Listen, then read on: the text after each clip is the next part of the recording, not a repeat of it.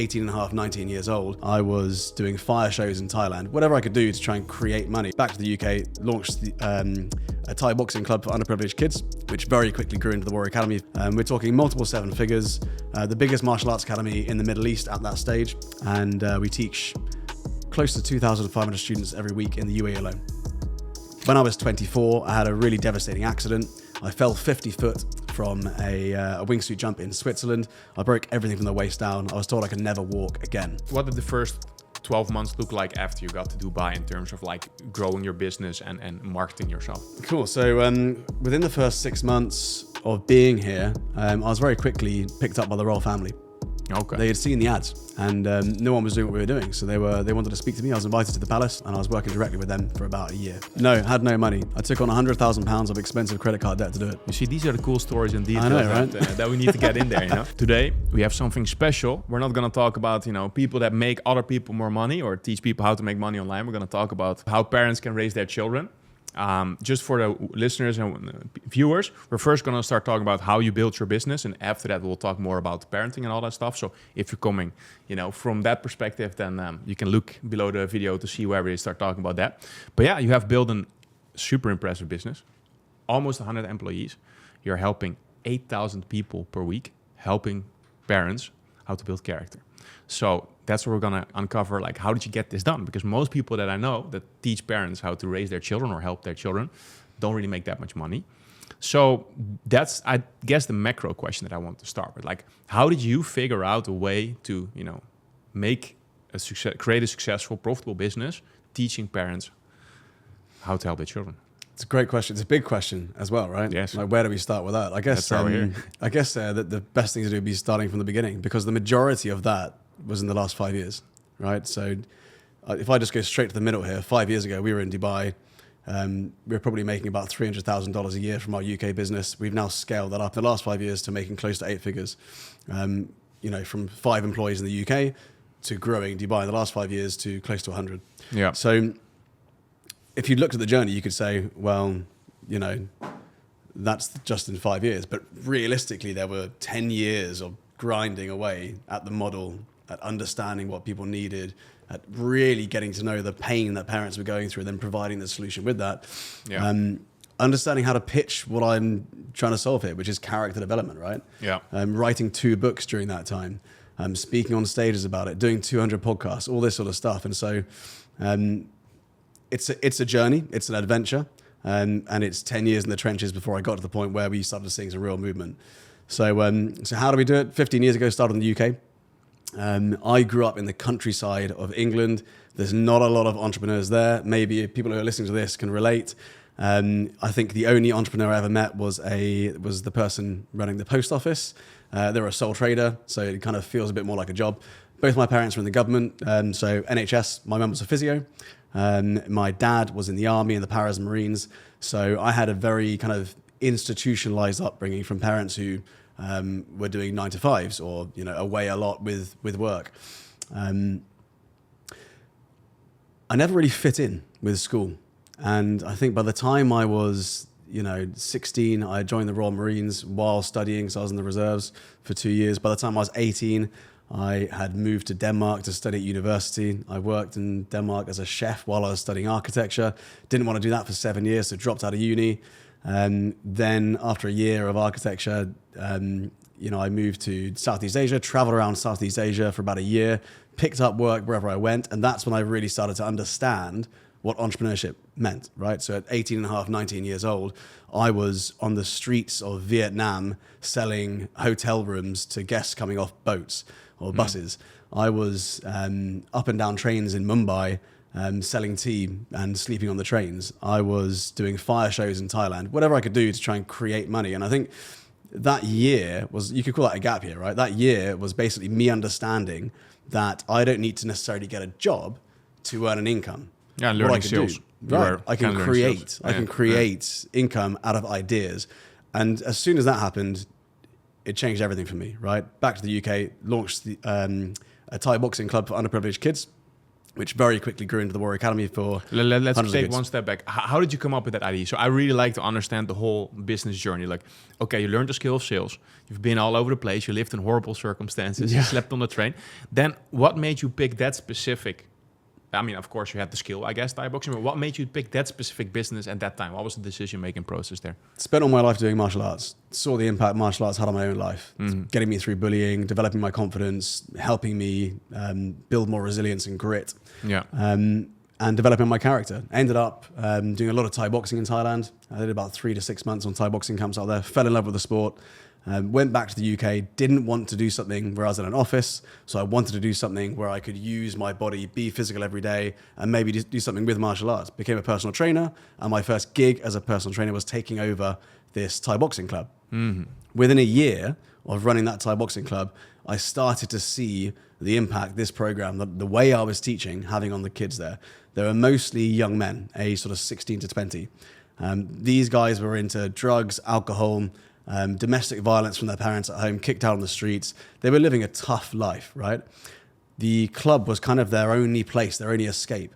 And when they went to the club, it was hard work. But a lot of them just wanted, to let off steam. They wanted to fight. It was filled with testosterone, as you can imagine, right? But within a year, instead of coming in, kicking their shoes off and, causing issues between each other, they were parking their shoes neatly, bowing as they entered, shaking hands, calling each other sir. The entire way they communicated, how they saw themselves and the class had completely changed. And what I realized was the massive impact we were making was the development of their character. These guys weren't just learning how to fight, because a lot of them already knew how to fight, right? That was part of the problem. The thing they were learning was, how to have respect, how to have a moral compass, how to do the right thing, how to have the courage to say no to things, because courage isn't just stepping into a ring and fighting. Courage is saying no to drugs. It's saying no to toxic relationships. It's having the discipline not to have an unhealthy lifestyle at the weekend. These were all the issues these guys had. So within a year of that, it was very clear to me that I had something to help these guys. And I thought to myself, if I could only work with younger kids, then a lot of the issues these older young men have wouldn't be there, right? If I could just tap into that character early on, when they were 4, 5, 7, 8, 9-year-olds, then by the time they're adults, they'll be on a completely different path. So that's what I did. That's when the Warrior Academy was launched. We started our first club with kids who were in a primary school, in the village that I grew up with, 100 kids in the school, 20 signed up. That was the first class of the Warrior Academy. Got it. So you mainly came like vision/helping people first. You were like, hey, I see this problem, right? People are not building character, not getting that taught that in schools or families. So you saw there was a problem that you could solve there, and then you went one step further and were like, hey, how can we prevent that? How can we not just fight symptoms but solve them? I think selfishly, I went in thinking I need to create money to live. I love martial arts. I love using my body physically every day. Why don't I run a Thai boxing club? That was it. It was as superficial as that, right? Yeah. But, and something I've learned time and time again with business is, that you can't just come up with an idea and it works. You have to listen to the market, right? So that was a year of just listening and studying and trying to understand where we could help. What was the power of the program? And so, exactly that. Then it was a case of, okay, this works. Let's double down on that. Yeah. So what was the first step? You said you went to a school, you knew somebody there, and then you put some flyers around, or how did you get the first 20 people to sign up? It's like such guerrilla advertising. I had no money at all. So, I was doing stuff like printing off flyers cheap, from friends' offices. I was going into the Apple store and changing the homepage to my website. That's funny. I got 2 planks of wood, 2 big pallets, and I got a 20 quid banner made. I stuck it in the middle of a roundabout. The council took it down 2 or 3 times until they phoned me up and said, look, we love what you're doing and you're giving away a month free, but you got to stop putting the massive, ugly yellow and black banner up. That's hilarious. And so you just do what you can, right? And, I was hustling as much as I could to try and get attention to something, that I was trying to build from nothing. Yeah. Flyers, schools. I got rejected by so many schools when I first started. I'd phone up schools and say, look, I'd like to come in and teach all your kids for free for a month. And they would say no because they didn't like something about it. They thought that we were promoting violence if we were teaching kids violent martial arts, or maybe they, I then started doubling down on the mindfulness side because we teach meditation and mindfulness. But then some of the kind of Christian or Catholic schools there, Protestant schools, had issues with meditation because they thought it was a Buddhist thing. So we had kind of issues and rejections all the time. You develop very tough skin as you go through this, right? So, as we spoke about at the very beginning, 10 years of just grinding away on the same thing. Over time, you start to develop tougher skin until you start seeing what works. That's when we got into doing online advertising and paid ads. Yeah, so you started with those 20 people. Then you did all the guerrilla marketing that you just mentioned. And then you started getting some momentum. Like, where you're getting people to the gym, where you're doing programs at schools, what did it exactly look like? So we're in schools. We're doing after-school clubs in schools. And then in the evening, we're doing evening clubs. So before long, I've got 25 classes. I'm back-to-back. I'm busy, right? I'm about 22 years old here. By the time I'm 23, 24, I've got 500 students. I might have one other person helping me as an assistant, but I'm basically a sole trader, small team. We're making about 300,000 at this point. At the same time as this going on, I was an extreme sports athlete. I'd done about 500 skydives and wingsuit base jumps around the world. When I was 24, I had a really devastating accident. I fell 50 foot from a wingsuit jump in Switzerland. I broke everything from the waist down. I was told I could never walk again. Both legs are broken, both feet, both ankles. The tendons blew off the left foot. I somehow managed to survive. But the reality was, the business, it was a case of me having to teach on crutches for a year. Oh, that's crazy. Yeah. So I'm teaching martial arts on crutches for a year because if I don't, I lose all my students, all my income. Yeah. The issue I had was, a lot of the parents who were opening the door for me to teach their kids while I'm there in crutches, and they're looking at me thinking, when's it going to get better? When are these crutches going to go? Because it's 3 months, it's 5 months, it's 7 months, it's 9 months of using crutches. They could go to another club where the instructor doesn't have crutches and can actually perform the kicks and techniques, right? Yeah. And so I had to have this mentality of I'm going to get better, even though the doctors were like, you're never going to get better. You're going to walk with a limp for the rest of your life. You're never going to be the same as you were. So at 24 years old, I was like, A, I've got no choice but to get better. B, I need to outsource delivery of these martial arts classes because I can't do it. So at the age of 24, I had to very quickly build a team of 2 to 3 people to start teaching for me. The problem with that is it started, especially in the UK, where I feel like entrepreneurs are massively penalized as soon as they get up to a certain threshold, right? You go from not paying VAT to suddenly paying 20% VAT, and it crushes your margins entirely, along with corporation tax and so on. And the fact that, especially in rural England, you can't necessarily charge a premium for the service that we deliver. So all of that made me realize that the service and the location geographically, we are restricted. So the first glass ceiling, if you like, was a geographical glass ceiling. I needed to leave the countryside in the UK if I wanted the business to grow. That is when Dubai came around. And then you were like, I'm not going to move to London, but I'm going to move to Dubai. Yeah, London was up there. I was looking at London. I was like, this looks great. And then, I was on a long weekend to see a friend here who's run a business in Dubai for the last 15 years. And I came out here and I looked at the competition, looked at what was going on here. I realized no one was doing what we were doing. They had no depth to their messaging. They might be talking about character development, but none of the founders could stand on a stage and deliver a speech about it. None of them have written a book about it. Or a high kick. They couldn't do a high kick. They couldn't do a high kick, yeah. So all these things, right? And I was like, okay, we're going to go to Dubai, but we're going to do it with a completely different angle. We're going to go in as the most expensive club in Dubai. So we're going to be 30% more expensive than every other provider here. The next thing we're going to do is we're going to heavily advertise online before we even get there. So for about 6 months, I was dropping Facebook pins on affluent neighborhoods within Dubai and marketing, mostly warm-up videos. The next thing I did is I wrote a book, which I launched, and we started talking about that online as well. By the time I came to Dubai, we were already popular. And so I'd walk into schools. And the funny thing about Dubai is when you go to, when you're an after-school club, which is how we started, they basically make you line up with all the other after-school clubs, right? And the parents walk past, and you have to give out flyers. It's almost like you're trying to, like a tout at a railway station in India, trying to give out flyers or trying to get business straight away. That's what it felt like to me.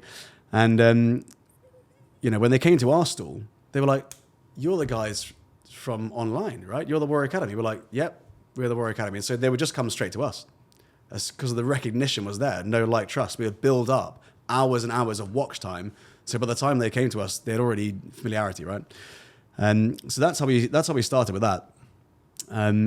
Very quickly after. Sorry to interrupt, but this is marketing nerd stuff. So I'm super curious about how you actually did this. Okay. So you were like advertising 6 months before you moved to Dubai. So you were still running your stuff in the UK. You were grabbing a little bit of that money to run it on Facebook ads? Had no money. I took on £100,000 of expensive credit card debt to do it. You see, these are the cool stories and details that we need to get in there, you know? No one asked me this stuff, so... Yeah, so you took on 100K. You got 100K to start advertising. Like, so how much were you spending per month, roughly, on advertising in those 6 months? So the first thing is, where do you get money from, right? So you're in the UK, you feel like you've got an idea, and you want to take risk. There are certain ways you can do it. You can get credit cards with 0% interest for 12 months. You can pay maybe 3% up front, some of them.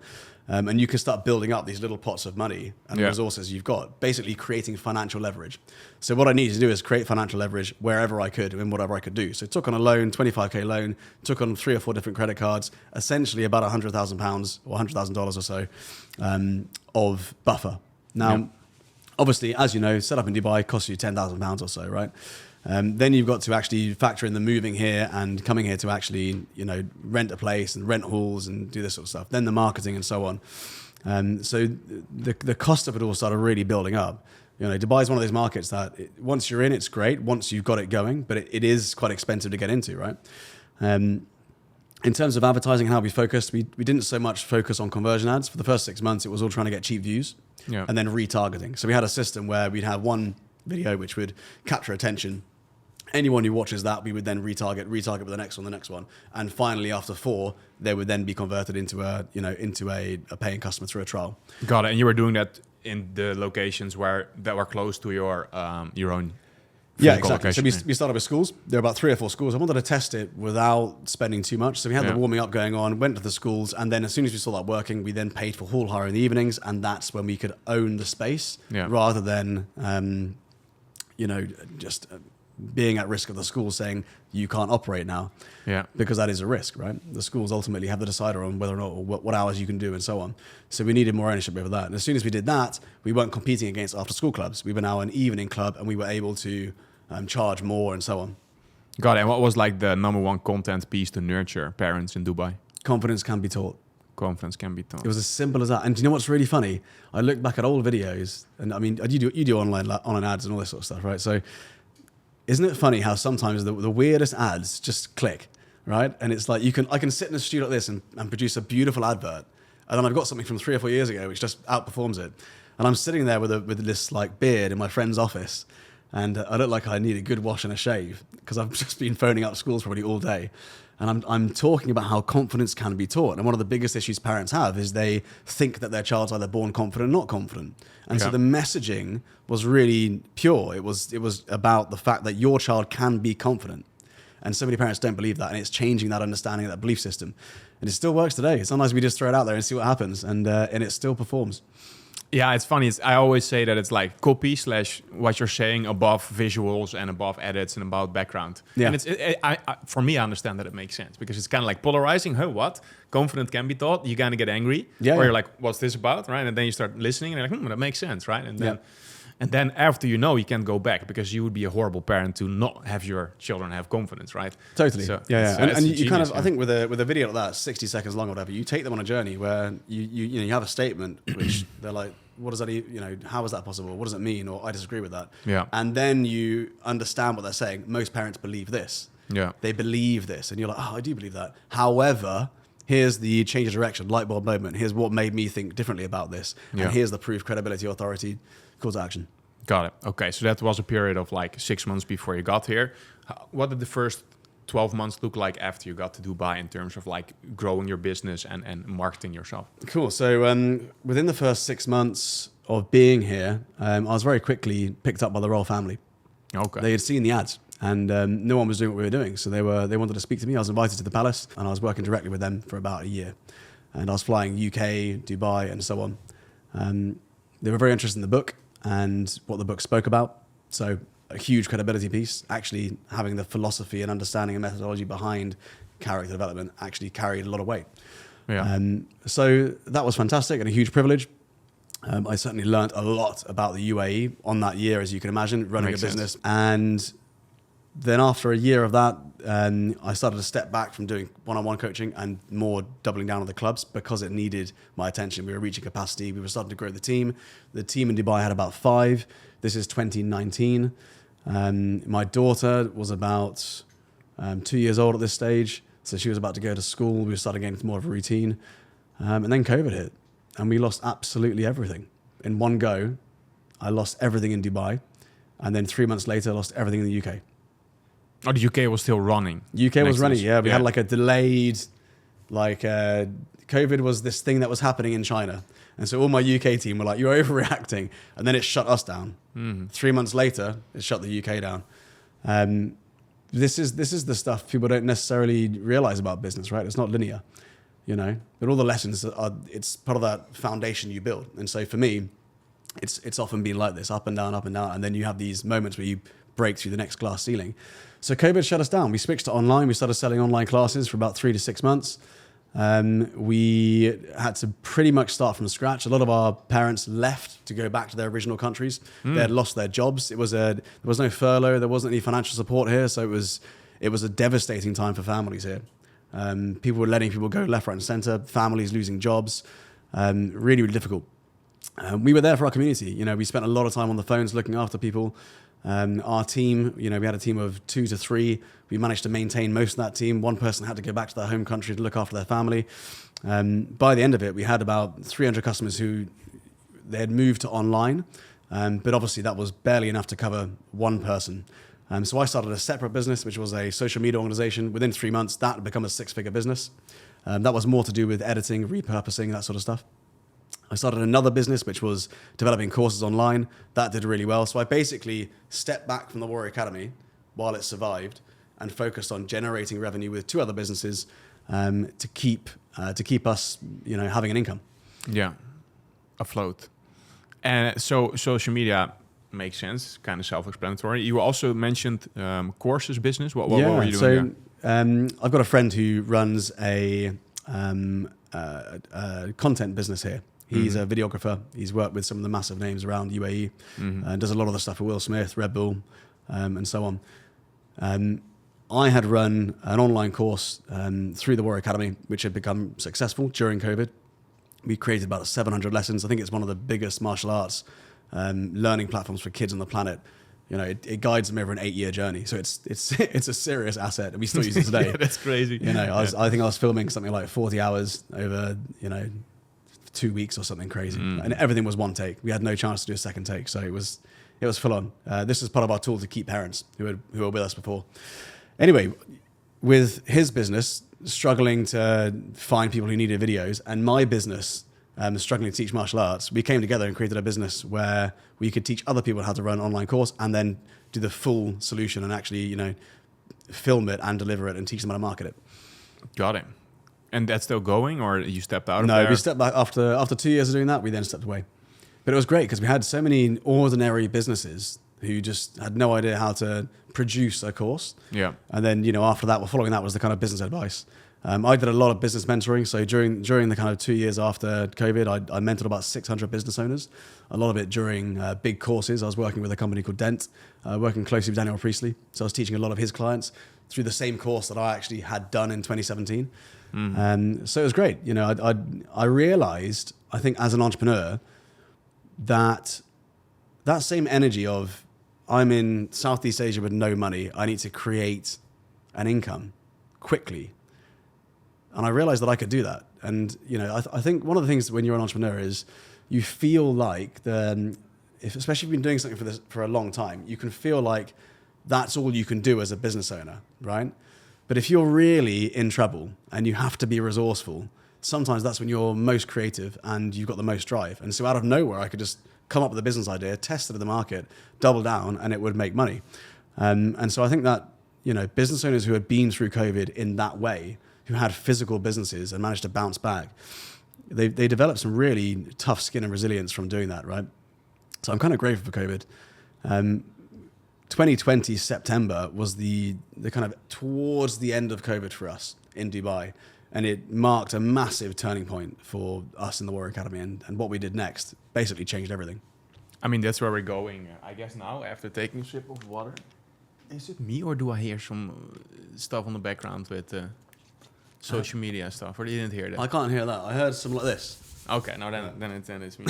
So, I'm always a bit sensitive with that stuff. Okay. Cool. So, COVID is done. COVID's done. What's next? Well, COVID's not done, is it? I mean, it lasted for ages, like another 2 years of jabs and restrictions and so on. But what happened was September 2020, we were faced with this situation where we couldn't operate in any schools.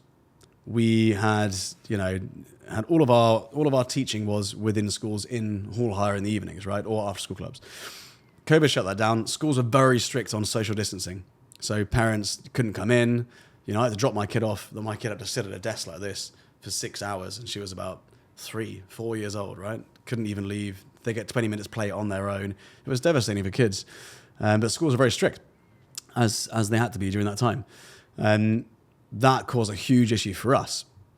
We couldn't open up anywhere. However, the one thing we could do was have our own space. If we could find a commercial unit and launch our own club, then we could actually have parents drop their kids off, and we could be in charge of the social distancing, making sure the kids are 2 meters apart, parents can't watch, and so on, right? So the concept there was great. The problem was getting a commercial unit in the middle of COVID during a lockdown is a bit like running into a burning building. No one wants to do it, but you might get a cheap deal when you do, right? There was one building which had about 200 offices. It was completely empty. Everyone had left. Everyone had abandoned it. I went there and I thought, this is perfect. It's perfectly located. And so we put a deposit down and we signed up to it. We said, look, we're gonna sign up to this. We took a huge risk in doing that, and all your money on the line again. Again, yeah, and as if like the last thing I wanted, right? Like finally a bit of stability from 2019 to 2020, and then suddenly 2020. But by that point, I was quite used to the uncertainty. So this commercial unit, with the landlord, we negotiated a really good rate, and then what I said to him is, if I basically had to plan for the worst case and the best case, right? So planning for the worst case, get a really good rate, and the way that we pitched it to parents meant that parents actually paid up front for the whole year, which covered the entire cost of the rent and the refurb and everything, right? Smart, yeah. So we sold it before we paid anything. The next thing we did was, what if this goes really well? Well, if it goes really well, suddenly we're going to have a full dojo and we need to expand, but then everyone else might be back in. So within our contract, we took first refusal on the offices left and right. Within 2 to 3 months of launching, that was completely full. We had 200 people attending. We then took the office on the left. Within 3 months, that had 200 people attending. We then took the office on the right. Within 2 months, that had 200. By this point, within a year of lockdown, we have got 800 students. We're talking multiple 7 figures. The biggest martial arts academy in the Middle East at that stage, especially during COVID. And from that point, we've now grown. During COVID, we went from 3 in the team to about 20 in the team within a year. We're now at about 60 in the UAE. We have used that same system of taking one unit and then building as we grow. And so we've got 4 full-time academies now. And we teach close to 2,500 students every week in the UAE alone. Got it. So everything's in the UAE, or it's like, is it in Dubai, Abu Dhabi, or what's the 4 locations about? We've got 2 academies in Dubai and 1 more coming in Jumeirah Islands, which we're refurbing at the moment. Mm-hmm. And we've got 1 in Abu Dhabi as well. Cool. Okay, that's quite. Are you planning to potentially move to, or like open up in Saudi, Qatar, any of that? Yeah, we've had some interesting offers in Saudi from PLCs. One of the largest health club chains in Saudi was very interested in taking us on and launching us across 150 sites. So I went there, met with the CEO, COO, and so on to try and develop a plan to see if it would work. That's kind of, we're not pushing that so much right now. We're trying to finish what we're doing in the UAE first. Yeah. But that's certainly an option within the next year or 2. I would probably say 2027 is a realistic time for us to launch in Saudi. That's the most realistic next geographical location. Very similar culture to here, very similar bureaucracy and rules, very similar tax situation, very similar accounting and banking. We know what we're doing.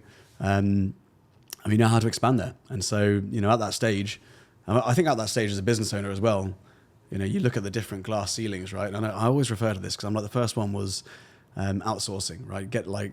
I can't do all the technical delivery, and so many martial arts instructors just get stuck there. They all get stuck at about 300 students, and it's because they can't let go of I'm the instructor. Yeah, you gotta almost find a better instructor than you to do the job. So that's the first glass ceiling. The next one was geographical. Then we had different glass ceilings back here. Once you start growing from 5 to 20 to 50 to 60 staff, it's HR, it's cultural, right? So we had the glass ceiling with the culture. We onboarded the wrong people, had to get rid of them, onboard the right people, make loads of mistakes there, correct them, make some good decisions. Then your next glass ceiling is building a leadership team. You're now one person with loads of assistant managers, and now you need some really experienced C-suite level people to come on board, and actually you start stepping back and looking at more like an investor. And so that's kind of the stage I'm at now. I'm very much separated. It's a bit like we were talking earlier about raising kids, right? Before this went live. I see business exactly the same. Like for me, running a business is a bit like, when you grow a business, it's the same as growing a kid. Starts off, you're keeping them alive. This little fragile concept, this fragile idea. You're the main caregiver. You've got to look after this thing and make sure nothing terrible happens to it. Keep it alive, right? Then as that child grows up, as your business grows, it starts getting influenced by other people even more. And so as it reached that kind of adolescent stage, you've cemented your values, your belief systems, you've given it the tools to then go and make the right decision. But if you then put them in a position where they're around the wrong people as a teenager, as an adolescent business, they get the wrong influence. And so they go down the wrong way. And so your job as a parent is to try and find the right people for them to be around and always be there to kind of direct them. So my role right now in the business is to kind of direct it based on the values, the belief systems, the vision, the mission towards where we're going, but rely on an amazing leadership team to actually help us get there. Got it. If we want to make this a little bit more like in the weeds again, how much of your potential do you think you have reached in the UAE in terms of serving the audience that is there and that is interested? So we're about 2,500 students now. We will grow to about 4,000. By that point, we've reached saturation. We're already the biggest martial arts club here. The others are 500 students max. So we're already about 4 or 5 times bigger. If you look at the whole of the Middle East, we are at least 4 times bigger than any other martial arts academy. So we'll be at saturation here with a population of about 4 or 5 million by within the next 3 or 4 years, perhaps, of 4,000 students that we feel within our locations can really benefit from our service. What typically happens when you reach saturation within a marketplace is if you carry on pushing the ads, your cost for conversion goes up massively, cost of acquisition goes up, and you start onboarding the wrong people, so your reputation goes down. Yeah. You're paying more for the wrong people. And so I'm very cautious not to actually do that, right? You're paying a lot to try and convince people to join you who aren't that interested. And so they kind of one foot in, one foot out. And then you start seeing things like 1-star reviews creep up or your reputation go down and so on. So for us, we've already got 3 full academies and 1 new one coming. We've got waiting lists for all of our academies. In the last 30 days, we've had 500 people apply to join us. We're turning away, students every single day because we're full. So that's the reality now. Within 2 years, we'll probably launch 2 more academies. We'll have 6 academies, by which point we'll be within 15 minutes of every residential area within Dubai and Abu Dhabi. Gotcha. That makes sense. Yeah, I mean, that's the bad part about ads and like lowering the quality. You don't want that to happen for sure. Okay, so you think you can get it up to 4,000 students. What do you think really differentiates you right now from, you're the biggest, right? You are quite charismatic, you have a cool story. But what do you think differentiates you now from other providers, competitors in the UAE? There's quite a lot. I would say the first thing is evidence. Yeah. Like we've just got thousands of testimonials, videos, evidence of transformations, evidence that what we're talking about, it actually works. Like a new person can come aboard and talk about character development. They all do. We've had staff join us, leave after a year and try and copy everything we do. within a year they fail, right? Because they've got no evidence that what they're doing actually works. Part of that evidence is having assets like the books, like the podcasts, like the videos, like the documentaries we made, where we follow students for a whole year. We followed about 20 students for a whole year. So all these different things that we've done produce evidence. So the first thing is evidence. Running this 15 years, we've got tons of that. Do you have sorry to interrupt, but do you have like a system to like every like year, let's say follow 20 people, or to have staff members reach out for testimonials? Do you have like a system in place, or is that just happening organically? We have a system in place internally. We have baristas in our cafes, and they tend to, because their coffee's so good, they tend to get chatting with parents, and then they ask parents, and instructors ask after calls, and so on. And so we've got a good system where parents tend to want to. We don't need to push it. We don't do big campaigns to get reviews. Yeah. But we're the highest reviewed academy here. We've got close to 1,000, I think 980 or something, 5-star reviews in one academy, which the next best academy here has got about 300. So, across the board, we've got close to 2,000 5-star reviews on Google. That's been a big part of our campaign and what we do. And what else makes us different? The depth of knowledge, the depth of the program, the depth of the problem, the solution that we actually provide, and so on. Parents see that. If you're superficial with what you promise and how you do it, they see straight through it, right? Like I said, a lot of our competition talk about confidence. I've had people copy and paste our ads, like word for word. I've had people actually say the exact same script as me. Yeah. But why doesn't it work, right? They may be even more charismatic than me, but why doesn't it work? Well, the reason for that is there's no evidence, there's no depth. It's quite clear as soon as you click on the landing page that these guys are just copying, right? So positioning, evidence, we've won awards. We've won about 15 to 20 international awards. We've beaten publicly listed companies like Carrefour, Majid Al Futtaim, Virgin here on things like customer service and even customer insights and how we use data.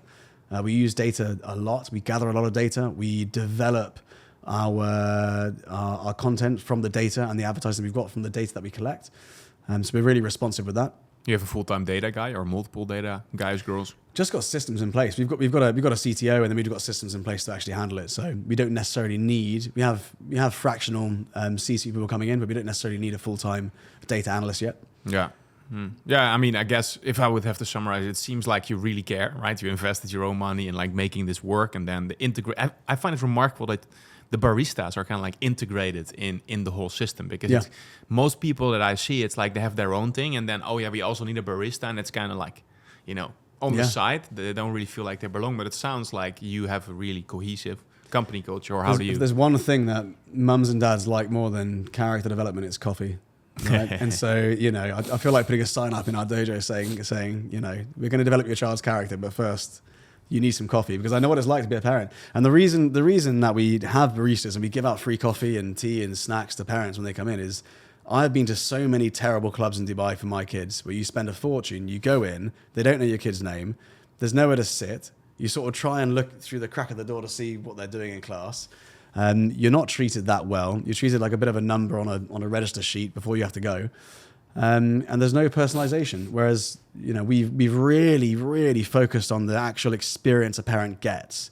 We've got something we call the perfect hour. So it's the same sounds you hear when you walk in, the same music playlist. It's the same smell that we use with the perfume that we use within the building. It's the same coffee. We've got exactly the same coffee in all of our dojos. You're greeted the same way. Our furniture is all the same. So wherever you go, you've got this, what we have designed as the perfect hour. So for a parent, you imagine you're a really stressed out, busy parent.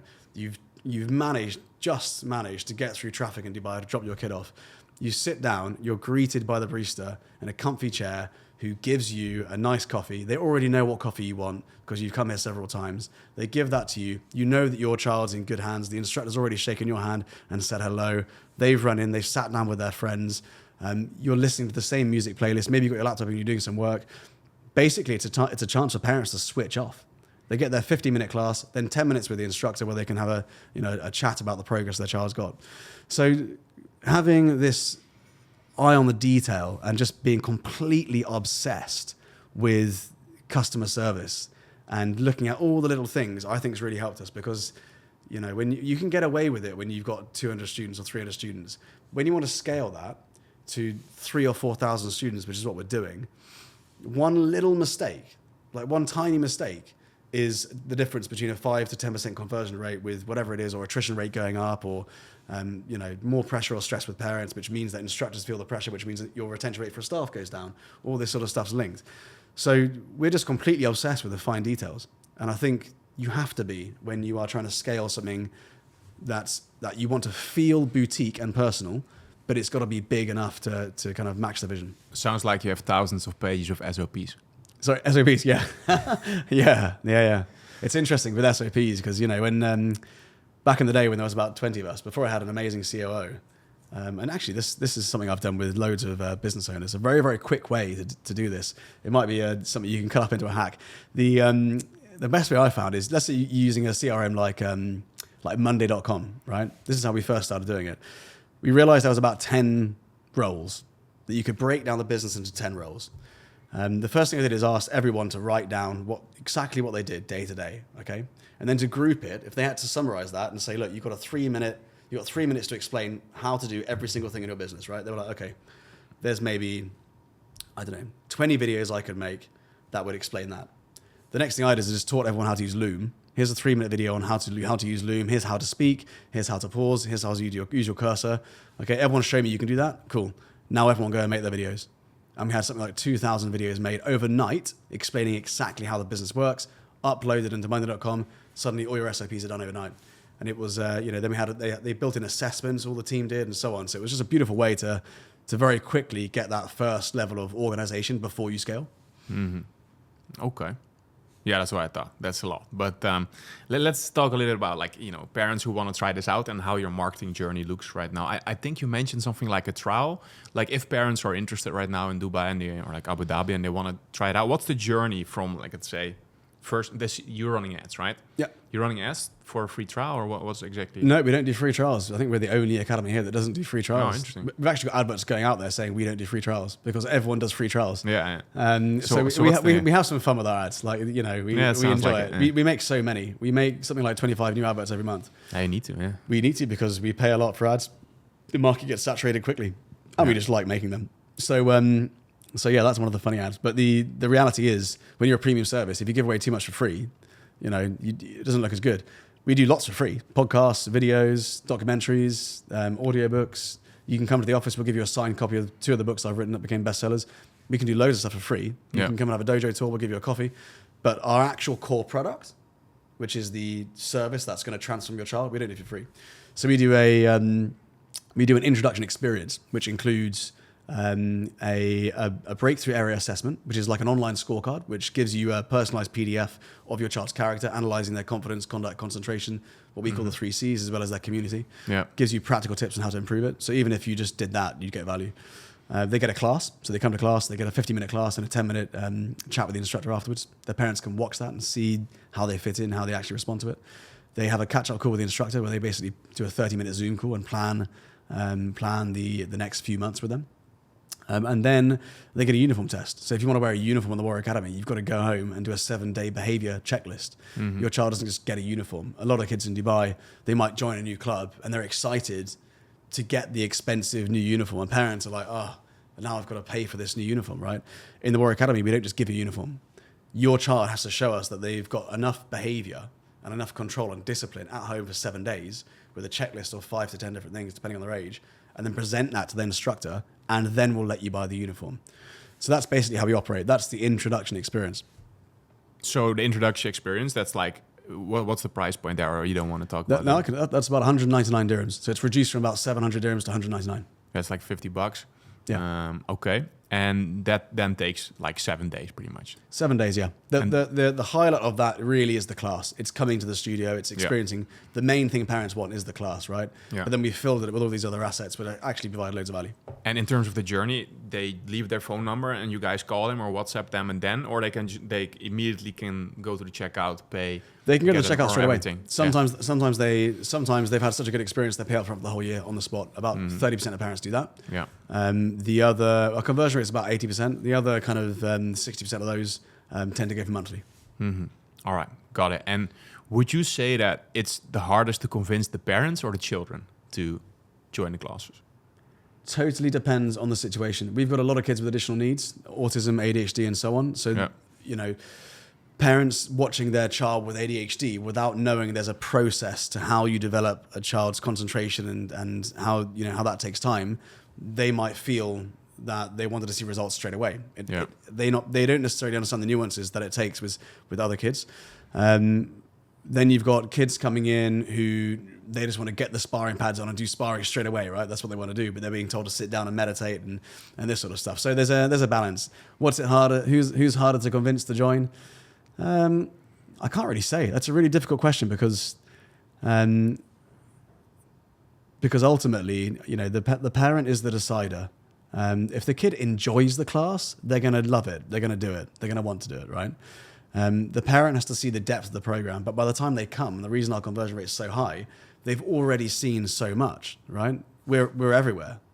TikTok, Instagram, Facebook, YouTube, podcasts like this, the books I've written, the organic stuff I've got on my own social, the talks I do on stage, the radio we're in the press every couple of months. So they tend to be a bit of a household name when it comes to families and kids activities. Mm-hmm.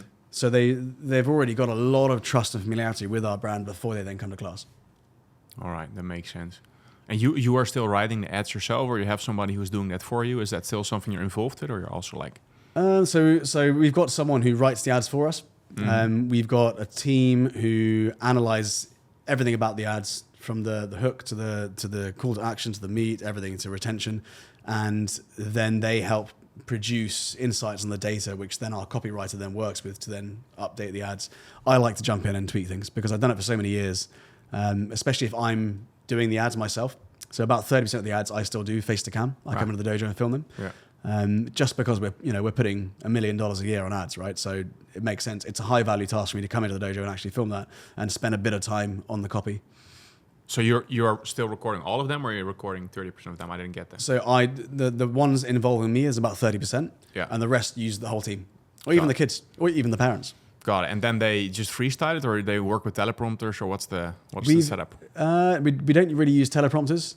We tend to just do line by line. A lot of our ads are very like, I'll be looking here, and then I'm looking here, and then I'm looking here, or we'll walk around the dojos. We try and give context to the location. Yeah, really dynamic. I like to include more characters in the ads as well.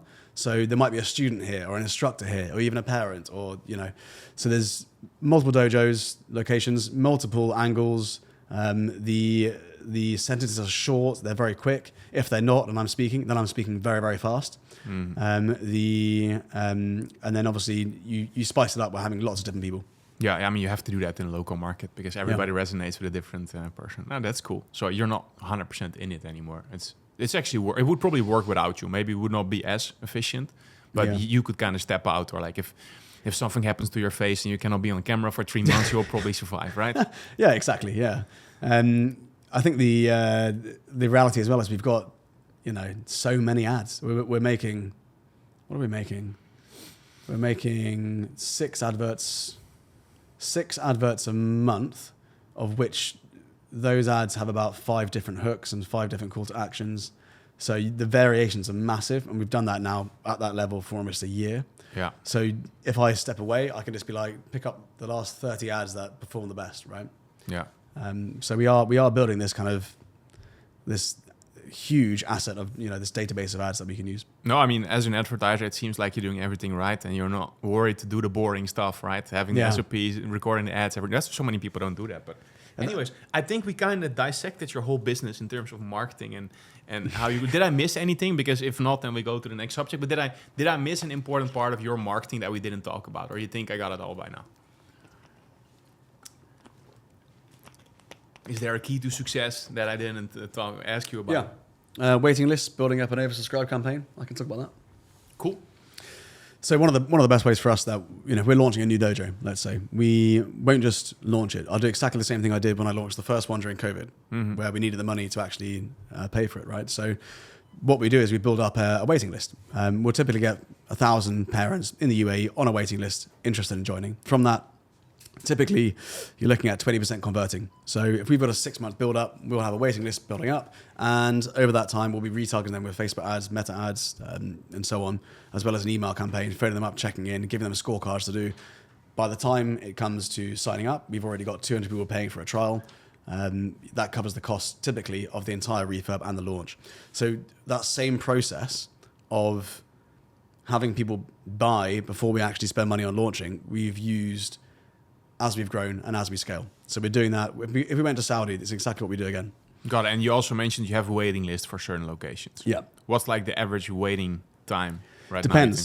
So for a prime slot, a prime slot for us could be like a weekend, 9 till 10. And a lot of it depends on traffic. So we've got prime slots in Arjan where there's no traffic, or Al Wada in Abu Dhabi, there's no traffic, or whatever. But in Al Quoz, there's more traffic during the weekdays.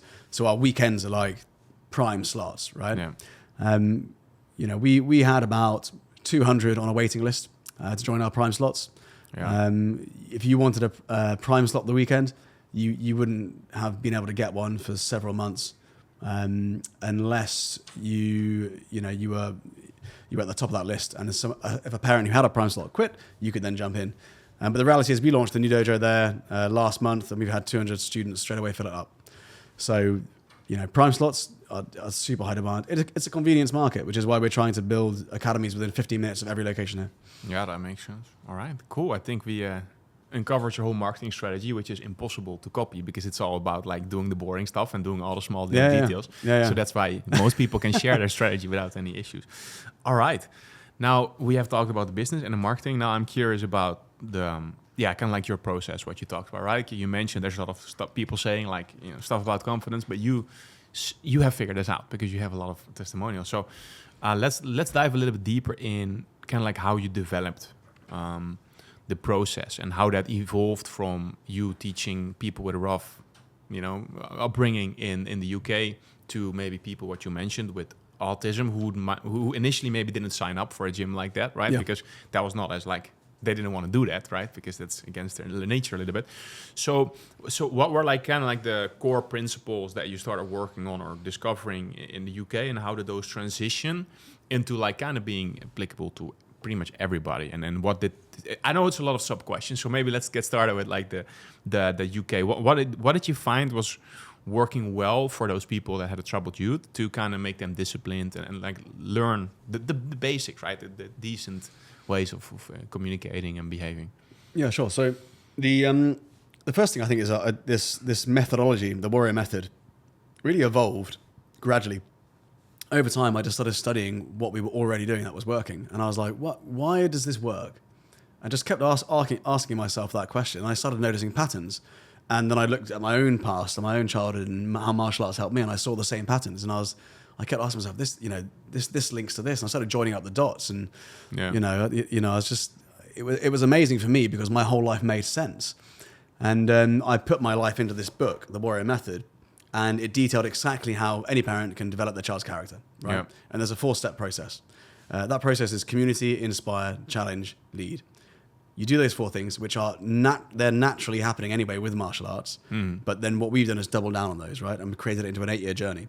So if you look at a community, the first thing you need to do is enroll your child into a safe and supportive community where they trust the people they're with. They enjoy being there in the first place. We talked about the kids having fun, right? They've got to enjoy being in that community. You as a parent have to trust them.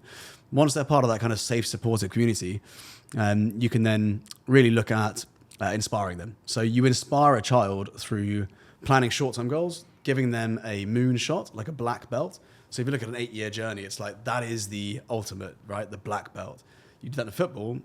What's the moonshot? There isn't one, right? So for many sports, they don't have this moonshot. It's then broken down into little smaller goals. You've got 11 belts.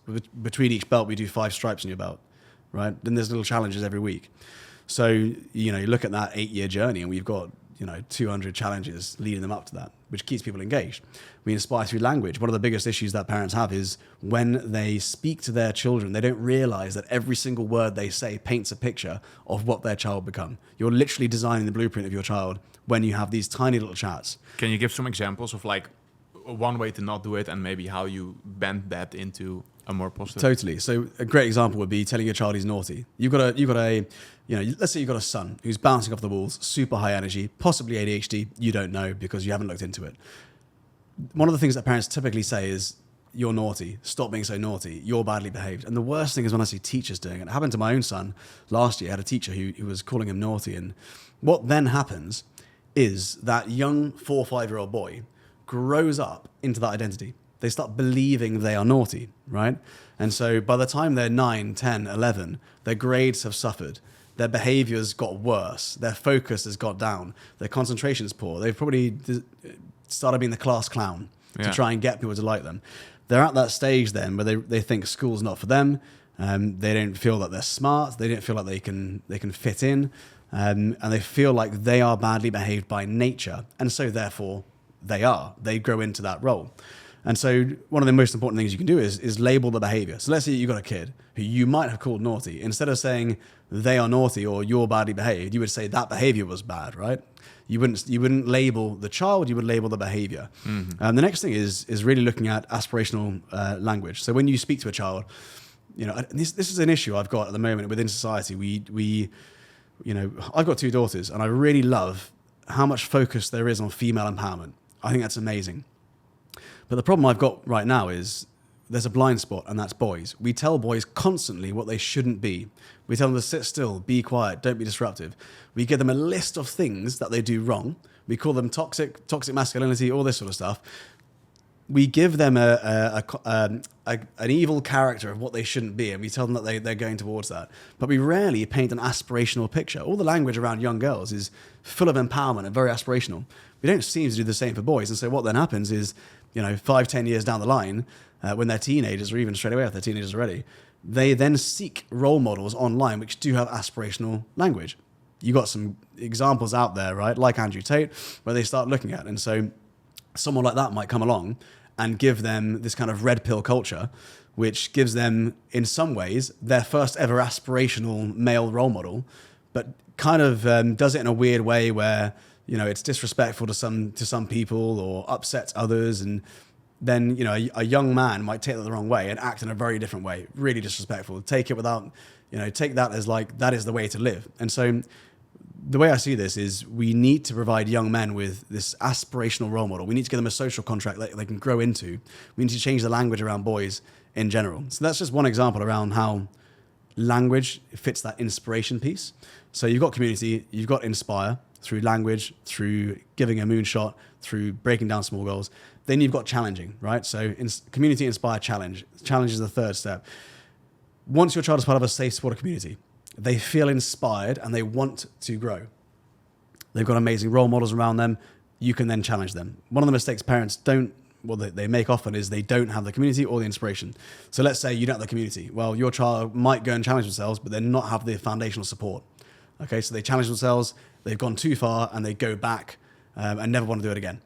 The other side of that is, they might challenge themselves, and they're really pushed to challenge, and they push themselves way too far, way outside of what their abilities are, and they're terrified of ever trying again. The other side of that is, they've got the community, they don't have the inspiration, and so they don't want to be challenged in the first place, and so they can't be bothered. You've got lazy kids who don't want to do anything, right?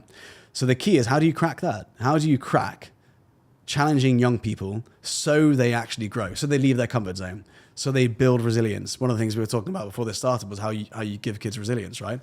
You give kids resilience by not wrapping them up in bubble wrap, not being a helicopter parent, not picking them up all the time, not preventing them from experiencing difficult situations, but also not over-empowering them, not pushing them too hard. And so parenting for me is this perfect, difficult balance of protection and empowerment.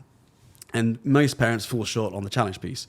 So you've got to look at the comfort zone. When you look at the comfort zone, you've probably seen this diagram many, many times, right? You've got a circle here, you've got the comfort zone, and people say you've got to leave the comfort zone to grow, and all the magical stuff happens outside the comfort zone. But the reality is there's a missing piece here, right? So you've got the comfort zone, then you've got the high performance zone, and then you've got the hyper anxiety stage. And so what a lot of people do is they push too far, they leave their comfort zone, they leave the high performance zone, and they go into the hyper anxiety stage where they're pushed too far. They're doing something outside of their ability that feels uncomfortable. And so it's something that for a lot of people makes them retract back into the comfort zone, the safe space, and never want to repeat it. The trick is to take someone from their comfort zone where they feel safe and supported, where they feel inspired, bring them out of that into the high performance zone where they're doing something just within their abilities, which they can achieve, but feels uncomfortable. And then once they experience that, they go back to the comfort zone and then they repeat.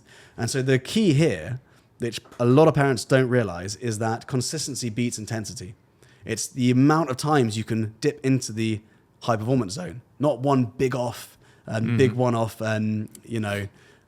challenges, one-off things. No, it's the consistency, which leads us to how do we do that in the Warrior Academy? We do that through a daily habit routine, right? So every day we encourage kids to leave their comfort zone a little bit. That could be, we ask them to do a 3-minute routine every day based on their breakthrough area assessment. And that's around the 3 C's: confidence, conduct, concentration. So the breakthrough area assessment analyzes their character and gives parents the insights to say, okay, you want to focus on confidence. One of the best ways to focus on confidence is feeling physically empowered. When your child wakes up, they're going to do 10 press-ups. Simple as that. That is it. Let's say the breakthrough area was conduct. So when your child wakes up, they're going to write down 3 things or 1 thing that they're grateful for. Because we know that if you want to develop a child's behavior or conduct, working on gratitude has a massive impact on that. It actually removes a lot of the entitlement that parents, especially affluent families in the UAE, experience with their kids. If it's concentration, we say meditate for 30 seconds, then build it up to a minute. So these little things give us that consistency over intensity when it comes to daily habit routine. And the final thing then is lead, right? So if you look at this like a circle, community, inspire, challenge, lead, leadership is all about understanding everything you've learned and then passing it on to someone else. So we teach kids, as soon as they come to class, they could be 4-year-olds, we get to the front of the class to learn how to lead. So they'll teach a class for 30 to 60 seconds. And they could just be copying what the instructor does because they're too nervous to talk. Within a few months, they're leading a warm-up. That does 2 things. Number 1, it solidifies all the learning they've got because they have to be able to process it and then share that. The other thing is it develops their emotional intelligence. They start to learn how to speak in public, how to hold themselves in public. Their non-verbal communication improves, and their ability to share their ideas improves. Their confidence improves. It's that element that knits everything together to develop what we call a black belt character. So there you go. I would love to zoom in a little bit more into the challenge part. Yep. Because I'm gonna probably need a couple of sentences for context. Like, how do you decide on whether what you mentioned, like being in a level of high performance, right? You can be too low, right? Or like before, and you can go over it where it gets into anxiety, where they don't have the ability to do it, right? Like if you want to help your child reach full potential, like how do you find that zone? And what made me think about it is like, if you look at like successful people, if you look at Tiger Woods, for example, he was really pushed by his dad. I don't know if you've read his biography, but he was really like since a young age, really pushed by his dad. Pretty crazy. And if you look at Michael Jordan, the basketball player, he was more like a self-driven. I mean, he had a lot of people around him, but he kind of made more decisions himself. So that makes me always curious, and I even feel that with like relationship with friends and with my wife. It's like how do you find, or maybe you don't believe in that concept at all of like pushing people to their full potential and you think they should do that themselves, but how do you find that range? And the second question is like, what is your relationship with helping people reach their full potential, if you know what I mean? So first of all, I'm in the game of giving young people a black belt character. Yeah. I am not interested in little Johnny becoming a world champion. I want little Johnny to become an amazing human being. Yeah. I want him to grow up doing the right things, with high levels of confidence, conduct, concentration, having resilience to overcome tragedy in his life. Yeah. I want to give you as a parent peace of mind that Johnny's going to be okay. Yeah. Right? I'm not trying to create Tiger Woods. I'm not trying to create Bruce Lee. Yeah. Actually, if you look at some of the unicorns that you might explain, right, you might reference to, look at even Elon Musk, or we're on a business podcast, let's talk about business, right? Look at Elon Musk, look at Mark Zuckerberg. I think that a lot of these people have incredibly toxic traits to get to where they are. Yeah. Typically a human being to reach that high level is running away from something and running towards something. And often the extremes of that are incredibly unhealthy, and no parent would really want that for their kid. And so that's not the game I'm in. You look at Tiger Woods and how much he was pushed as a kid. Maybe that's not healthy. Maybe that's not actually the best way to develop a guy's character. That might have worked for him, and he's achieved so much. But it's a different game to what I'm trying to do, right? Yeah. I'm in the game, like I said, of developing resilience, developing black belt character, and developing good human beings. So that's how I look at it. Now, your question earlier was, how do you know how far to push your kid, right? Because you want them to do really good things, and you look at a relationship, like the masculine energy in me is like, I want to push my kids. Life is tough. Life for me has been tough. I'm going to get them ready for that. I need to build resilience quickly, rapidly, and I need to get them ready for life. And it's quite funny because if you look at my daughter, that was my approach with her when she was growing up. I was like, life is tough. I need to get you ready for it. Then it started to change as I had my son. And I was like, actually, I've learned way more about parenting now. I don't need to be so heavy on the empowerment at the young age. But if you look at my daughter now, she is so stubborn, and she's got this drive, right? Because of that energy early on. Now, you as you develop as a parent, you learn and grow and so on. But the question of how do you know how far to push is you've got to listen. How do you know if your product's going to work when you launch a business? You listen to the market, right? You listen to your kids. You study their non-verbal communication. You study their body language. You study their motivation. You study what they enjoy, what they don't enjoy. If you want to develop a child that is going to go and do great things, be resilient, and leave their comfort zone, the first thing you need to focus on is making sure they're having fun. And it might sound so simple, right?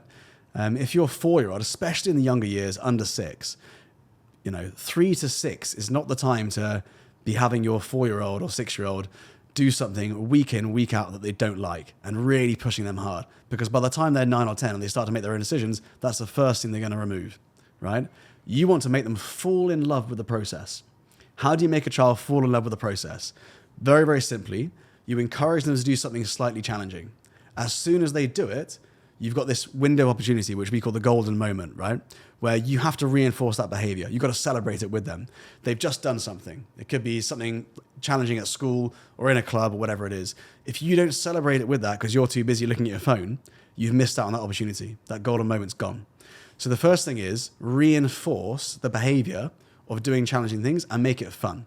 The next thing is consistency with that. Make it something that they can look forward to doing all the time and make it part of normal life.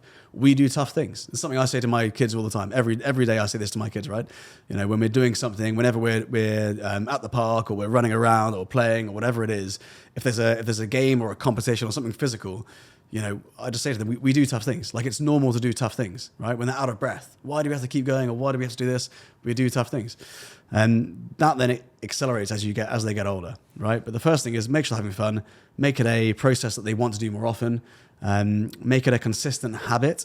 And the reality is, if you do this early on, this is something I say to parents all the time at the Warrior Academy, in those first early stages, when imagine you've got a 5-year-old white belt and you're like, I'm trying to get them to class, but it's so difficult to get them to class. They don't want to go. They're tired. They just want to stay at home and watch TV. You're packing their bags, getting in the car, right? But over this black belt journey, because of the way we've designed it, by the time they've been with us 4 or 5 years, they're approaching black belt maybe in 6, 7 years. They are the ones packing your bag and getting you in the car because they are desperate to go because of those skills and the foundation of those values that you've instilled in them. So that's how you balance, pushing your kids too far or not pushing it far enough. Yeah, so you're saying listening and fun, right? To listening and fun in the early stages, and of course it's different stages, right? Yeah. Listening and fun early on, developing the habit of leaving your comfort zone. We do tough things, okay, making that normal, reinforcing every time they do, not missing out on a golden opportunity, and then watch as they're the ones with their own self-drive. And that's a beautiful moment where I've seen parents. I've worked with 50,000 families over the last 15 years. The amount of times I've seen kids come in, they don't want to do it. Their parent feels like they have to encourage them. And then they have fun when they get there and they start building this up. To then being at the point where they want to go to class and train for their next national championship with us because they know it's hard, but they don't mind it being hard because we do tough things. Yeah, so now having this conversation, I think it also clarifies my question a bit more so we can zoom in a little bit deeper. So yeah, like I was not trying to suggest that, we need to, you or we or probably should push people in a crazy way. I'm just saying, like, there's a range of their like high performance zone. Yeah. And if you, like, for example, if I look back, I was never really, I never knew where my potential was because nobody ever put me like even close to where I could be. Yeah. Right. So that's where I'm like, but I understand that it's maybe different for people who are, like, for example, I have people in the family who have autism, right? So for them, it is not about pushing them to crazy high performance, but it's just pushing, like, learning how to be, like, behaving in normal life, right? Yeah. But for those people that have that extra energy, that have that extra drive, it's hard to judge where their potential is, right? Because you don't know it yourself, because maybe you are not that person. So that's actually more like clarification on where I want to go with my question. Maybe this is also not something that you deal with. So this is me just personally asking you a question. What kind of frameworks there are, or how you would think, and maybe it's better to ask you like how you would deal with that with your children. Like how do you balance that in your own head of like their potential and what kind of challenges you give them, right? So to not overpush, I understand that, and that gets trauma and then probably in there ruin the rest of their life if you're unlucky. But how do you play around with that range? So so I think the if you want a child to do something, you've almost got to make it their own idea. If you can make them feel like this is their own idea, they've got more buy-in, right? Once you've done that, they're more likely to stick at something. So that's really key. And then this term of full potential, it's interesting because we could, going back to these kind of icons that the unicorns we spoke about, and I feel like full potential in something is often glamorized so much, right? Like, okay, what's my full potential in business? Well, maybe I'll become a billionaire and make a multi-billion-dollar business. But maybe then I'll also not have a family and not go on holidays and experience the world. And, maybe I'll have health issues because of the amount of stress I take on. Mm-hmm. So, full potential comes at a cost, right? And I think that cost is a decision from the individual, not from the parent. Yeah. Right. So for me, I want my kids to explore the world. I want to show them how to explore the world. I want to give them the tools and the values and the character traits which will help them in the most healthy way have a strong level of resilience so that they can go on to do incredible things and set them up for a life in whichever way they want to live. You borrow your kids. It's not up to you. It's up to them. Let me think about it for a second. Yeah, I mean, I guess then the follow-up question, would be kind of like, because I 100% agree with like there's always a price to pay. So are these conversations that you're having, like these are not conversations I have with my kids. No, they're 8, 5, and 1. The 1-year-old wouldn't give me a very good answer. The 8-year-old, I tell you what, you never know. Sometimes it's funny just to ask kids random questions. Yeah. And like, imagine you've got, you're working on something at work and you've got a random question because they come up with the most simple solutions sometimes because they don't have all the fluff around it, right? So they might, who knows, my 8-year-old might come up with a good answer to that. I'll ask her today, what if she could do anything? I have to frame it in a way an 8-year-old might like, right? Maybe ChatGPT can help me. If you could do anything, what would it be? That's a good question for parents to ask maybe. But of course, the following week that might change. Yeah, 100%. 100%. My son said to me the other day, it was quite funny. He said he's 5 and he was like, I want to be a policeman, but I feel a bit sad. I was like, why? And he says, because I also want to be a scuba diver and I can't do both and I've got to choose. And I was like, look, you can be a policeman that scuba dives in his spare time, or you could be a policeman for some years and then scuba dive later. And so he just couldn't get into his head. He was like, no, I've got to choose exactly what I want to be and do that forever. Kids come up with strange things all the time. That's for me, that's a dangerous thought. But at least now he knows because of you that he doesn't have to do that. He can do everything at once. You can do everything, but not at the same time. Yeah. So now you have been doing this for years in the UAE. Do you think there's like things that are different in Dubai, let's say, versus London versus smaller cities in the UK, where you have to focus on different habits or practices or exercises because they are in a different environment, or do you kind of feel it's like evergreen and you don't have to adjust too much? The UAE is a unique place. It's primarily expats, primarily economic expats, right? So you've got a lot of parents here who are incredibly successful, and they've come here to seek more success. They're typically very driven. So this sort of conversation I might have with a parent, right? How far should you push your child? So the first thing is there's a lot of energy on pushing their kids to be the best, which sometimes we need to manage. And we need to have these conversations of what do you really want for your child? That's the first thing. The next thing is you've got parents who are coming to the UAE from a situation where they never had anything and now they've got everything, right? And the thing that gave them everything was that grit, that resilience, having difficult times, going through difficult times. But the problem is now they've got everything. They earn lots. They're financially successful. They've got incredible careers. They want to give their child everything, so they do. And so now they've got this issue that their child grows up quite entitled. surrounded by abundance and opportunity in a very affluent neighborhood, which might be completely different to the parent who might be from Lebanon or from a council estate in the UK or from somewhere in America, or do you know what I mean?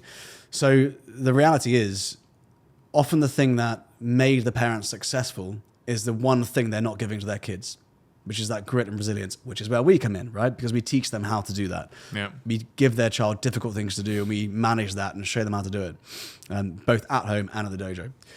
The next thing is the UAE is a very transient population, right? So people come and go all the time. That can be quite difficult for kids. You imagine your kids go to school and suddenly their friends moved home, or, it's not just a case of their teachers changing all the time, which they do every year.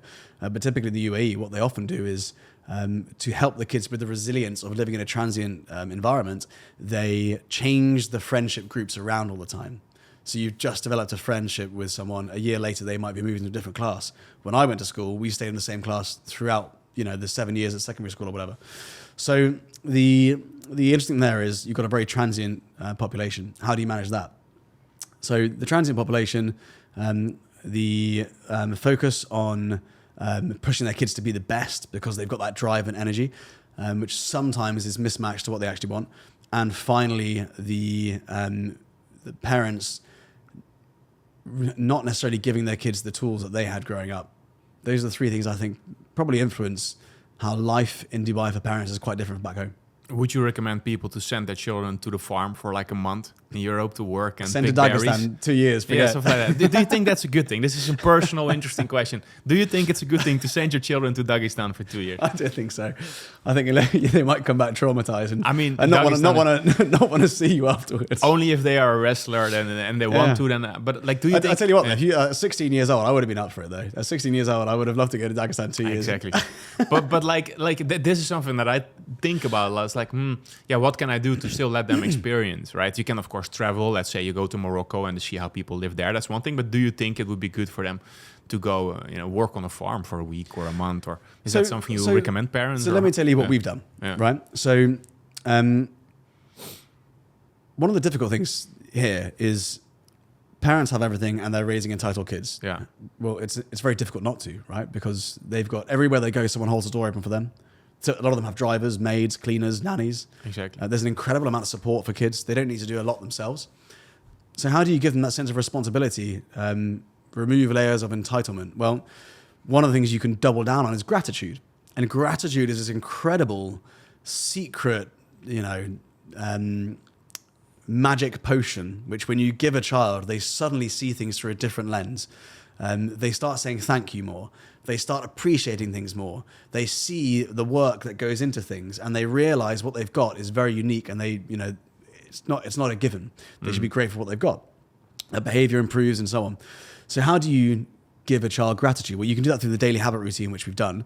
But what we do in the Warrior Academy is a whole level deeper. I've built a charity, and the charity is called the Bates Foundation, and we now sponsor close to 6,000 vulnerable kids every single week in the biggest slums on the planet.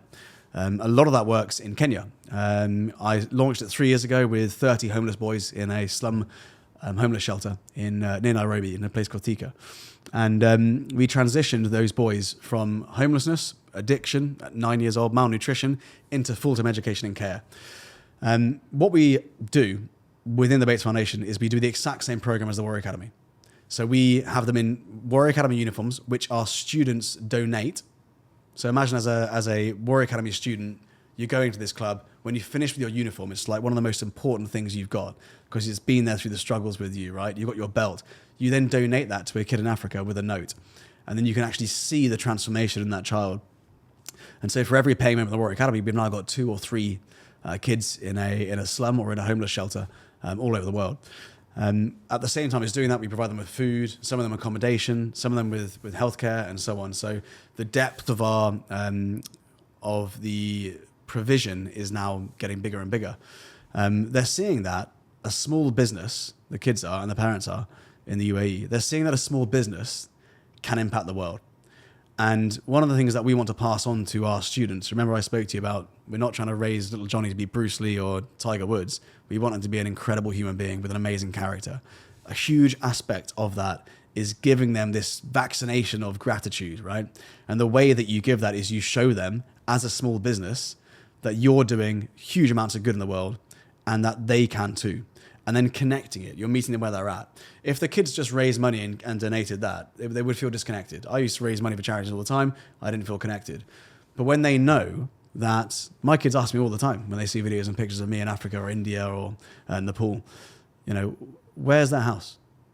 Well, where's their food? They only get one meal a day if they're lucky, right? They've got to walk 2 hours to get to school. They don't have a home. They live under a small shelter outside near a railway, this sort of stuff. The kids in the UAE start learning about that, and that changes everything for them. And they realize they're now a part of their journey. They see these same kids in the same War Academy uniform as them. Many of them donated from them. They see them going through the same competitions, the same gradings, the same process, the same journey. And I think that completely changes their mindset. And so I think as a small business, we've really cracked how to give young people the antidote of gratitude, which solves a huge challenge for parents in Dubai.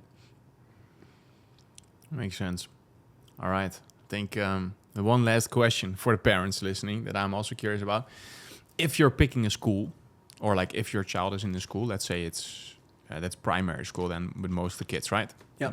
When they're going through the process, although it is an 8-year process. So are there things that you have to watch out for, like certain schools that you like, certain behavior or certain structure or in picking schools, or even pulling your kid out of a school that you have seen really like influenced, like in a bad way, how children were going through your program? Martial arts school or like normal school? No, they're going to your martial arts school. Okay. Have you seen like certain things happening where schools were like having a bad influence on it? So is that something you would want to prevent, right? Because you can only do so much in the time that you're with them. I have seen that. Not all martial arts clubs are created equally. Yeah. Can your child go to a martial arts club, become more aggressive, start hitting their sisters at home or brothers at home and causing trouble at school? Yes, they can. Yeah. One of the things you've got to be really aware of is where you send your child. Typically, martial arts and martial arts instructors really understand the holistic nature of martial arts. They understand that, developing your child's character and doing the techniques and doing the classes actually brings them into it's basically like self-development, right? Because they're an individual in a community setting. So it feels like you're part of a team, but you're working on yourself. Most instructors understand that. There are loads of red flags, right? Like how does the instructor treat parents? When you walk in, how does that instructor treat you? Because that's how he's going to treat your kid, right? When he sees you, does he show you respect? Does he shake your hand? Does he welcome you? If there's no one-on-one, personal touch or no care, no respect, your child's not going to get any either. Class sizes, you're going to send your child to a massive class where they're going to get lost in there somewhere, or you're going to send them to a small personal space. If you send them to a smaller class, it's going to cost you more. The next thing you've got to look at is the facilities. There could be loads of red flags all over the place with health and safety. The next thing you might want to look at is congruency with the instructor. Find them online. Find the instructor online. What are they like? I've seen instructors who act more like gangsters online, right? You look at my profile on Instagram, and it's been public for the last 15 years. I post on my stories every day, me and my family, what I'm up to, training, everything. It's completely transparent. I don't just talk about character development. I live it. I breathe it. This is what I do. This is how I live. A lot of the instructors I've noticed, they either keep their profiles private and they do a bunch of stuff which they wouldn't want their customers to see, or they have them public and they post weird things. Like I've seen one instructor posting holding loads of money after he's just been paid by a customer, and it just really weird, incongruent things. Trying to develop a child's conduct or their moral compass to then go and do that. Yeah. These are often the same people that might copy what we're doing in an ad, right? So when you talk about congruency, you can copy someone's ad, but unless you actually live and breathe that, there's no point, right? So the next thing I would say is what is the journey they're providing? Ask them, where will my child be in 5 years? Look for examples. Can you show me someone who's been here 5 years? What do they look like? What do they do? How do they act? If they come in and they act and they show off and they kick their shoes, and your child's going to turn into that. If they come in, they bow, they say, hello, sir. They sit down, they start meditating as the class starts. You're like, I want my child to be like that, right? So all these little things, we could do a whole podcast on how to find the best martial arts club for your child. Getting enough feedback from the instructor. There should be certain things you start noticing very quickly. Like if your child joins a Warrior Academy class, very quickly I would expect your teacher at school to give you feedback without you saying anything that their behavior is improved, right? That their focus is improved, that their confidence is improved. Maybe they're putting their hand up. You want to start seeing these things actually happen outside of the dojo. So unless the lessons aren't being carried on from the dojo to the home and school life, then maybe, that martial arts club is over-promising and under-delivering. Got it. All right. Super interesting. Thanks for doing this. And if people want to learn a little bit more about what you are doing, right? Most of them will not be in Dubai. What's the best way to get started? You have multiple books, I think. Which book do you recommend them checking out? I've got multiple books. I actually wrote a book with a friend of mine called Manu Siebinger from Holland. But that's called Not a Victim. So you can check out Not a Victim. That is all about anti-bullying and helping your child to rapidly get over bullying or transition through bullying. Very practical advice. The book, The Warrior Method, speaks a lot about the methodology that I've spoken about here. I've got a podcast, the Warrior Academy podcast, where I interview doctors, psychologists, thought leaders all over the world. And if you just go to my profile, seb.bates, you will be able to see loads of advice for parents, raw, grounded tips every single day, which you can actually look at 60 seconds and implement at home. All the stuff that we've done here today, you'll better benefit from. Perfect. We'll put it down in the description. And thanks. And until the next one. Thanks. Thank you, mate.